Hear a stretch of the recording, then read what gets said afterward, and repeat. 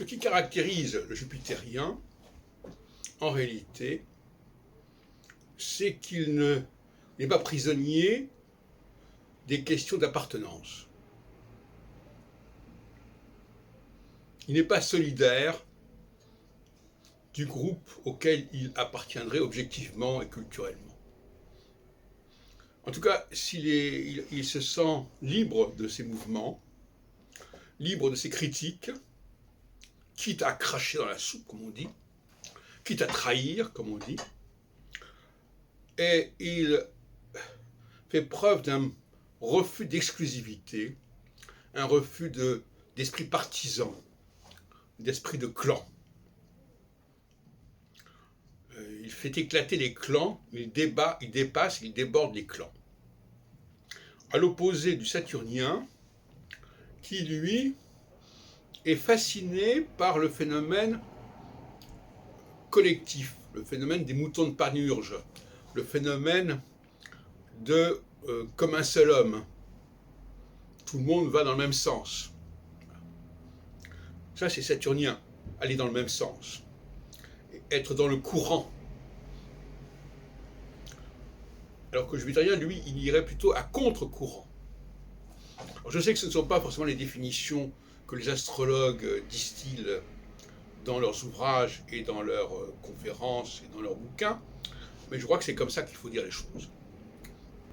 Moi-même, d'ailleurs, j'ai parfois été victime de ce problème. En 68, je suis allé, en quelque sorte, émigrer en Israël en tant que juif concerné par ce qui se passait en Israël. Ce n'était pas un comportement jupitérien. Et d'ailleurs, j'en suis revenu très rapidement, au bout de même pas 15 mois. Et par conséquent, bien entendu, parfois le jupitérien peut se dire oui, je suis plutôt de gauche, oui, je suis plutôt de droite, etc. Mais en réalité, ça n'est pas la bonne voie pour lui. Il n'a pas à être ceci ou cela.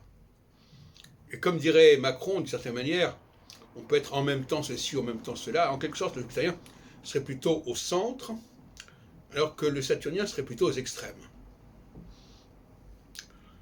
Avec un esprit, je répète, de parti, de clan, qui est assez marqué. D'autre part, j'aurais parlé de la dialectique Jupiter-Saturne autrement que je ne l'ai fait jusqu'à présent, parce que moi je ne suis pas non plus prisonnier de mes propres propos et de mes propres positions. Je ne les relance pas indéfiniment, à l'identique, pendant des décennies, comme certains. Et je crois que s'il y a une dialectique saturnienne qui est qu'on passe alternativement de la phase équinoxiale à la phase solsticiale, ce que j'ai appelé hier la phase d'espace infini à la phase d'espace fini, l'espace d'universalisme où tout le monde est pareil, à la phase de nationalisme où on est pareil mais simplement au sein d'un groupe et d'un espace précis, eh bien le jupitérien, lui, qui correspond à ce que j'ai appelé l'ancienne alliance, alors que le saturnien correspond à la nouvelle alliance. Et la nouvelle alliance, comme je l'ai dit plusieurs fois, c'est l'alliance où les gens sont programmés, formatés, et ils ne peuvent plus faire quoi que ce soit. Ils sont déjà dans leur système intérieur, il y a un calendrier qui se déroule imperturbablement, inexorablement. En revanche, le jupitérien, lui, il obéit simplement au cycle des 12 ans. C'est-à-dire que tous les 12 ans, il y a un nouvel élan qui lui est donné, depuis la naissance, hein. Donc 12, 24, 36, 48, 60, 72. Et il est beaucoup moins formaté, de cette manière. D'ailleurs, pour moi, le jupitérien, c'est le scientifique. C'est celui qui est au-dessus de la mêlée et qui va aller chercher les choses en profondeur et dans une perspective aussi de longue durée que possible. Donc lui, il crée une dialectique avec Saturne, tout simplement par sa présence et par son absence. Quand le jupitérien est présent, il parvient à freiner le processus saturnien, quel qu'il soit.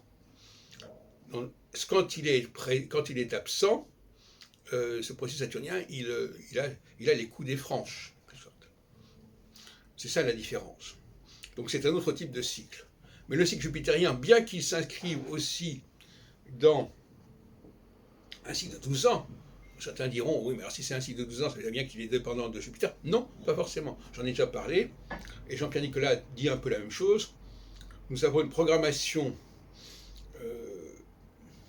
chronobiologique qui peut être calquée effectivement sur les mouvements planétaires, mais qui ne sont pas provoqués par ces mouvements planétaires. Comment ça s'explique? C'est un point important qui a un rapport avec l'astrologie et théologie.